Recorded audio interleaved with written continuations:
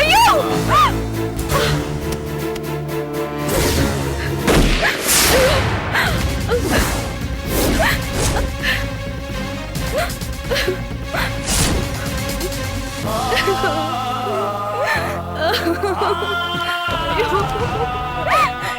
நான் என்ன சாவடிச்சிட்டாங்களே.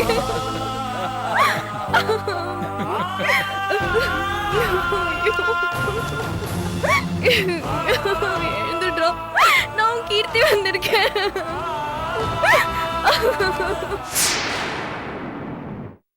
அப்படின்னா இவ்வளவு நேரம் இவன் சொல்லிட்டு இருந்ததெல்லாம் உண்மைதான். அப்படி போட அருவாளா?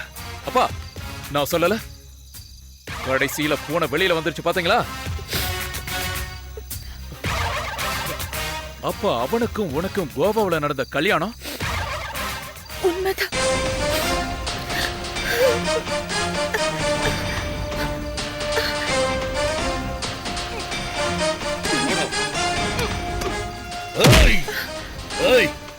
பாரியாவும் பொண்ண போன மாசம் கோவா போய் இவனை கல்யாணம் பண்ணிக்கிட்டு வயித்தையும் ரொம்பிக்கிட்டு இங்க வந்து என் பையன் கூட உட்கார்ந்து தாலியும் கட்டிக்கிட்டாயா?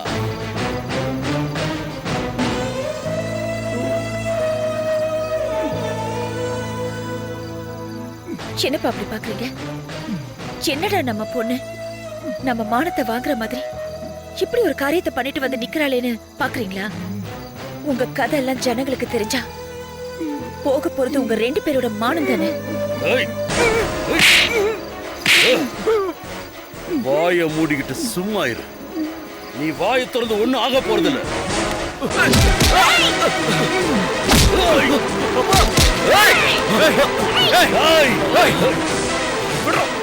நீங்க எல்லாம் கூலிக்கு மாரடிக்கிறவங்க.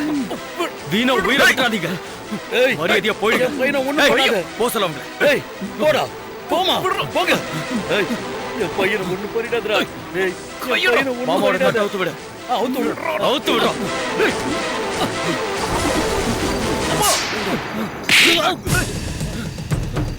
ஏய், என்னையாட எட்டி உதைக்கிற? ஏமா, என்னமா இதெல்லாம்? டிராமாப்பா. எதுக்குமா இப்படி ஒரு டிராமா? நீங்க 2 பேர் பண்ணதை விட இது ஒண்ணும் பெரிய டிராமா இல்லையேப்பா. உங்க அப்பாவுக்கு எனக்கு இருக்கிற ஃப்ரெண்ட்ஷிப்பை பத்தி தெரியாம பேசக்கூடாது. மனசாட்சியை தொட்டு சொல்றேன், நான் அந்த மாதிரி எல்லாம் நினைச்சு இவர்கிட்ட பழகல. மனசாட்சியை பத்தி நீ பேசுறியா? டீச்சர் வேலைக்கும் நர்ஸ் வேலைக்கும் உங்ககிட்ட சிபாரிசுக்கு வந்த பொண்ணுங்களை எல்லாம் வாழ்க்கையை அழிச்சியடா. மானக்கட்ட மிருகங்களா!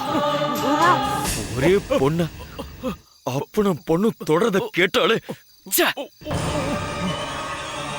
கேவலமா இருக்கு. எனக்கு வர கோவத்துக்கு என் பையனை ஒண்ணும் பண்ணிடாதப்பா. கும்பிட்டு கேட்டுக்கிறேன், என் பையனை ஒண்ணும் பண்ணிடாதப்பா. விட்டுருப்பா. உன் பையன் இப்படி பண்ணதுக்கே உன் மனசு கிடந்து துடிக்குதே. உன்னை தேடி வந்த ஒரு அப்பாவி பொண்ணு நாசம் பண்ணி தற்கொலை பண்ண வச்சிட்டீங்களே. அந்த சாபம் உங்களை சும்மா விடுமா? உன்னை தேடி வந்த பொண்ணா? ஆமா, என் பேர் கிருஷ்ணவேணி. நான் வாடகைக்கு தங்கி இருந்த வீட்டை காலி பண்ணிக்கிட்டு லேடிஸ் ஹாஸ்டலுக்கு போயிட்டேன். நான் இருந்த வீட்டுல உனக்கு தேவையான கழுவி வந்தா. அங்க வந்து கீர்த்திய நீ அழிச்சது ஞாபகம் வருதா?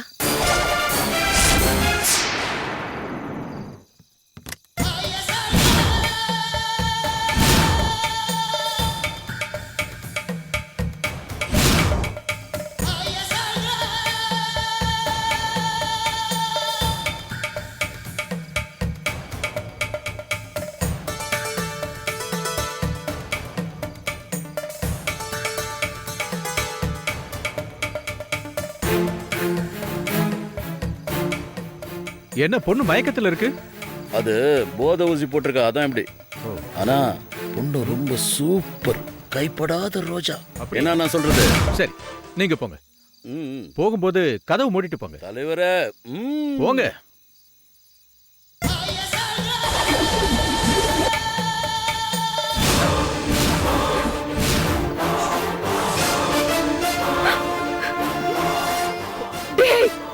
உங்களுக்கும் இந்த பாவத்துல பங்கு இருக்கு மாமா. இந்த மாதிரி கெட்ட சகவாசத்தால நான் செஞ்ச ஒரே தப்பு அதுதான். அது கூட இவ்வளவு தூரம் போகும்னு எனக்கு தெரியாதும்மா. அப்பா, நீங்க செஞ்ச அந்த ஒரே ஒரு தப்பு இவங்களுக்கு அட்வான்டேஜ் ஆயிடுச்சுப்பா. அந்த பொண்ணுகிட்ட இந்த பெரிய மனுஷன் அவனும் என்ன சொன்னாங்க தெரியுமாப்பா? சீக்கிரமா உங்க அப்பனை ஒரு பையனை பார்க்க சொல்லு, வயித்துல குழந்தையோட நீ தாலி வாங்கிக்கோ, 8 மாசத்துல குழந்தை பிறந்தா குடும்பத்துக்கு ரொம்ப நல்லதுன்னு கிண்டல் பண்ணிருக்காங்கப்பா. அந்த கிண்டல்ல அவமானம் தாங்காம அவ தற்கொலை பண்ணிக்கிட்டு செத்துட்டாப்பா. இந்த விஷயத்தை எனக்கு சொல்றதுக்காக ஒரு லெட்டர்ல எழுதி அமெரிக்கால இருக்கிற என் ஃப்ரெண்டுக்கு அனுப்பிட்டா. வயித்துல புள்ளையோட ஒரு பொண்டாட்டி வந்தா அந்த டென்ஷன் எப்படி இருக்கும்னு இவங்களுக்கு புரிய வைக்கிறோம்னு நான் யோசிச்சுட்டு இருந்தப்போதான் தோ இவ வந்து என்ன ப்ரப்போஸ் பண்ணா. நானும் அத சமயனே கல்யாணத்துக்கு ஒத்துக்கிட்டேன். இந்த கல்யாணமும் ஜாம் ஜாம்னு நடந்தது. வேணியும் நானும் திட்டப்படி நடிச்சோம். இதோ இவ்வளவு தூரம் வந்துட்டோம். இனிமே என்ன முடிவெடுத்தாலும் நீங்களே எடுங்க.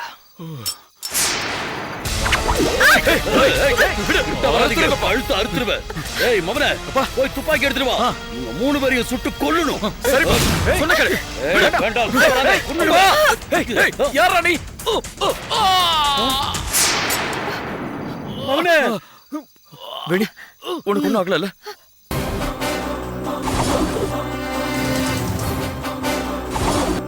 நேத்ரன், நேத்ரன், நேத்ரன், யாரா உன்னை எப்படி பண்ணது? நேத்ரன், நேத்ரன், யாரா அது? யார் உன்னை கொலை பண்ணது? யாரா?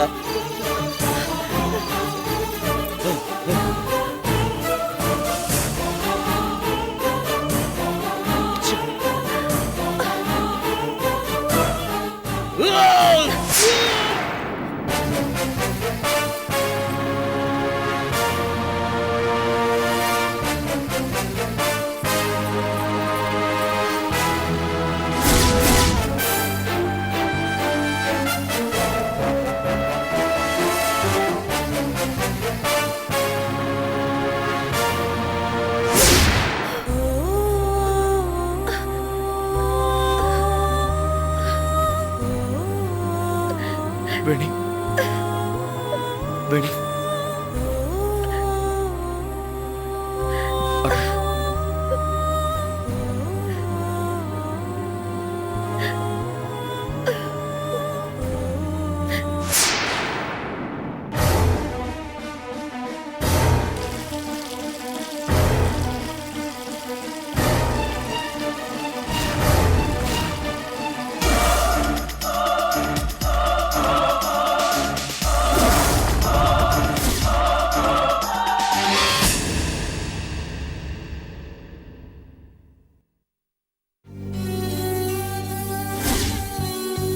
என் பொண்ணு வாழ்க்கையில விளையாடினவங்களை பழி வாங்கறதுக்காக சரியான சந்தர்ப்பத்தை எதிர்பார்த்துட்டு காத்துட்டு இருந்தேன். இன்னைக்கு கிடைச்சது. முடிச்சுட்ட. நான் தான் கொலை பண்ணேன்னு யூகம் பண்ண முடியாது. ஒருவேளை யூகிச்சு தெரிஞ்சுக்கிட்டா நான் தண்டனைக்கு தயாரா தான் இருக்கேன்.